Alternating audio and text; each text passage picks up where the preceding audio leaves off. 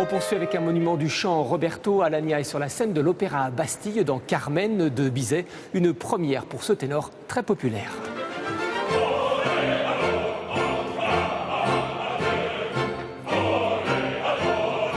Roberto Alagna, vous jouez Don José depuis à peu près 20 ans, mais c'est la première fois que vous le jouez ici, sur la scène de Bastille. Qu'est-ce que ça représente, monsieur? C'est émouvant. C'est émouvant, Paris c'est ma ville.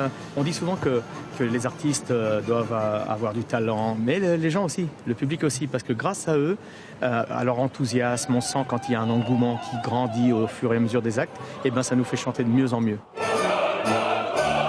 C'est un ouvrage populaire avec des airs très connus, et on doit, nous, être fiers de cet ouvrage français qui a réussi à conquérir le monde entier.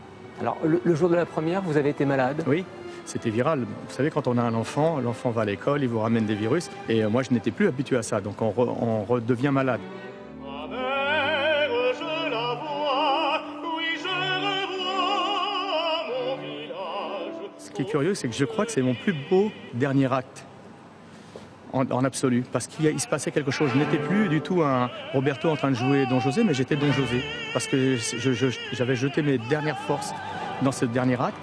Et il y a quelque chose, une urgence, il y a une sorte d'intensité que je crois que je n'ai jamais atteint, cette intensité pendant les 20 ans que j'ai chanté ce rôle. Vous venez d'évoquer la naissance de votre deuxième fille.